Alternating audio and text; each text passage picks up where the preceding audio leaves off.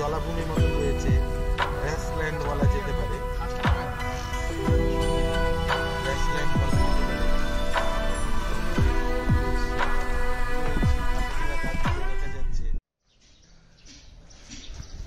Good morning. আজকে আমাদের last day. আমরা বেরোচ্ছি শিলং থেকে। আমাদের গাড়ি মোটামুটি রেডি, এখন লাগেজ প্যাকিং হয়ে গেছে মোটামুটি, সবাই bags packed. Samaresh ready, packing হয়ে গেছে? আচ্ছা, এগুলো মোটামুটি আমাদের লাগেজ বাঁধা হয়ে গেছে। এবার জাস্ট গাড়িতে তুলে আমরা কাজিরাঙ্গার দিকে বেরোবো। তো আমরা এখন গুয়াহাটির উদ্দেশ্যে রওনা দিয়ে দিয়েছি অলরেডি। আমাদের শিলং আমরা ছেড়ে আসলাম। এবার ঘটনা হয়েছিল যে আমাদের শিলং যেহেতু একটা খুব বিজি সিটি, একটা পাহাড়ি শহর, আমাদের দু একটা টার্ন নিতে ভুল হয়েছিল।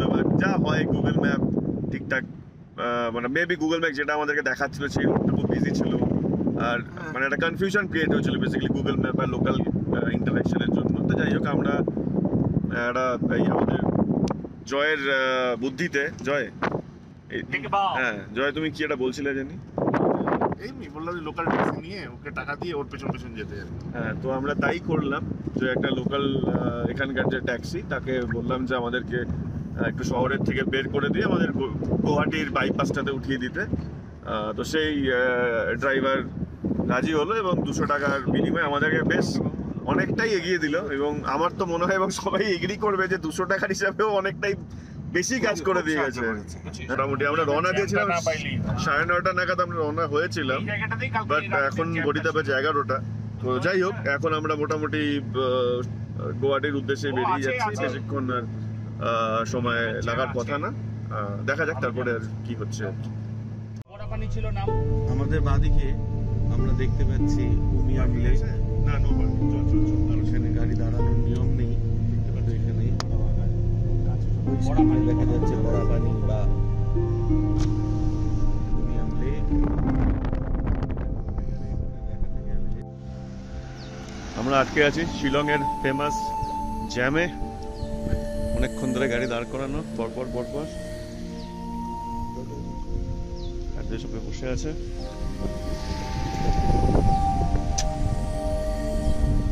পিছনেও লম্বা লাইন আমাদের, তুই লম্বা ট্রাফিক।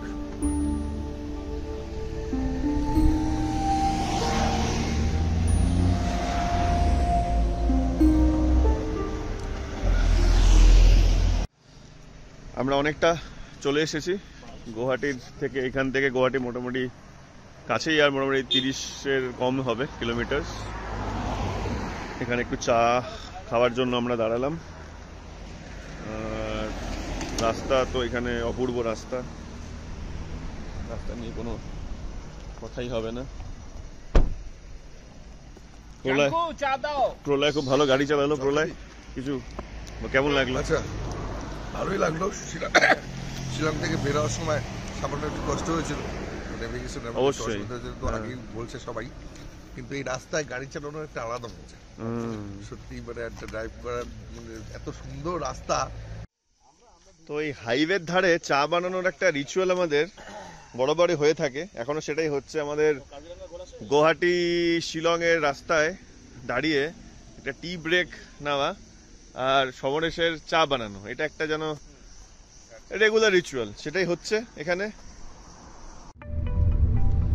আমরা সোনাপুর ছাড়িয়ে এগিয়ে চলেছি কাজিরাঙ্গার পথে। দিন, কিন্তু এই রাস্তাটি বেশ এবড়ো-খেবড়ো। 4 লেন, জায়গায় জায়গায় টোল প্লাজা, টোল কেটে নিচ্ছে, কিন্তু সেই তুলনায় রাস্তার সার্ভিস অত ভালো না। রাস্তা জায়গায় জায়গায় ম্যাচিং করার জন্য গাড়ি ভীষণ জার্নি হচ্ছে। আমরা এসে পৌঁছেছি অনুরাগ ধাবা। এটা নগাঁওয়ের খুব বিখ্যাত একটি ধাবা।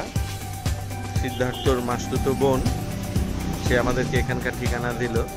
তো ভাবছিলাম খুঁজে পাবো কিনা জানি না, ও বলেই ছিল যে হাইওয়ের ধারেই হবে একেবারে। তো খুঁজে পেতে কিছুই অসুবিধা হয়নি। এবং এই এর সামনে যা ভিড়, যতগুলো গাড়ি দাঁড়িয়ে আছে, আশপাশে অনেক ধাবা, তারপরে এর সামনে গাড়ির লাইন, এই সবগুলো দিয়ে বোঝাই যাচ্ছে যে এর একটা পপুলারিটি আছে আর কি। সব মিলিয়ে আমরা যাই হোক নওগাঁও চলে এসেছি, আমাদের ডেস্টিনেশনের অনেকটাই কাছাকাছি। আমরা যাচ্ছি এখন ভেতরে অনুরাগ ধাবা খাবারের জন্য, আমরা এগিয়ে যাচ্ছি।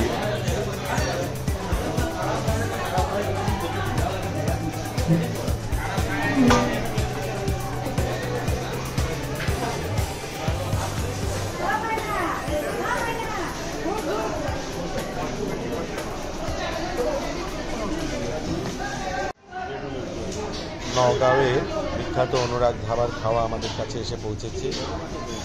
আমরা দেখতে পাচ্ছি সবার এখানে সার্ভ হচ্ছে। এনাদের প্রেজেন্টেশনটি বড় সুন্দর, মহিলা কর্মীরা খুব সুন্দর আন্তরিকতার সাথে এই খাবার পরিবেশন করছে। দুপুরে খাওয়া দাওয়ার পর আমরা রওনা হয়েছি আবার কাজিরাঙ্গার পথে। দুপুরে অনুরাগ ধাবায় আমাদের খাওয়া দাওয়াটি ছিল অত্যন্ত সুন্দর, এত সুন্দর খাবার মানে জাস্ট বলে বোঝানো যাবে না। খেয়ে দিয়ে আমরা একটু তাড়াহুড়োর মধ্যেই রওনা হয়েছি, কারণ আমরা যাব কাজিরাঙ্গা ন্যাশনাল ফরেস্টে। এটি ভারতবর্ষের অন্যতম বিখ্যাত একটি ফরেস্ট। কাজে ফরেস্ট এলাকায় দিনের আলো থাকতে থাকতে পৌঁছে যাওয়াই সবচেয়ে ভালো। হ্যাঁ, এখানে দেখুন একটা জলাভূমি মতন রয়েছে, গ্রাসল্যান্ড বলা যেতে পারে। কাজটা নামায় দিই, ওয়েদারটা সুন্দর, গ্রাসল্যান্ড বলা যেতে পারে। খুব সুন্দর একটি পরিবেশ, দূরে সেই পাতাঝরা গাছগুলো দেখা যাচ্ছে।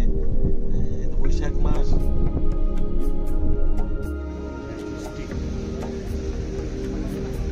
জানি না এখানে কতটা আপনারা দেখতে পারবেন। এখানে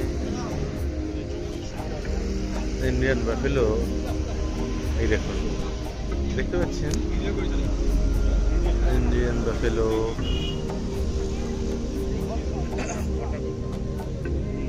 ইন্ডিয়ান ওয়াটার বাফেলো।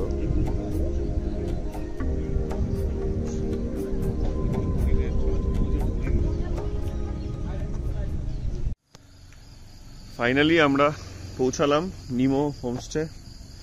এখন বাজে 7টা অলমোস্ট। দীর্ঘ 280 কিলোমিটার ট্রাভেল করে আমরা পৌঁছালাম এখানে। মাঝখানে অবশ্য আমাদের একটু বাজার টাজারও করা হয়েছিল, সবজি মাছ মাংস এখানে রান্না করা হবে। এখন রুমটা বুঝতে পারছি না কোথায় আছে, এই হচ্ছে আশপাশটা। তো এটা হচ্ছে আমাদের রুম। বেসিক্যালি 2টো রুম আছে মনে হচ্ছে দেখে। এটা তো একটা রুম, বেশ সুন্দর, গিটার টিটার আছে।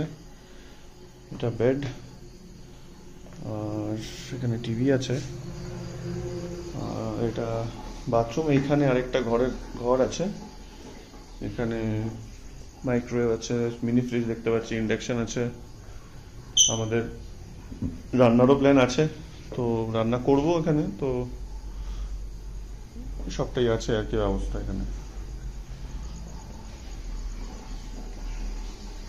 রুমগুলো বেশ পরিষ্কার, ভালো ব্যবস্থা। এখানে দাবার একটা চেস বোর্ডও আছে।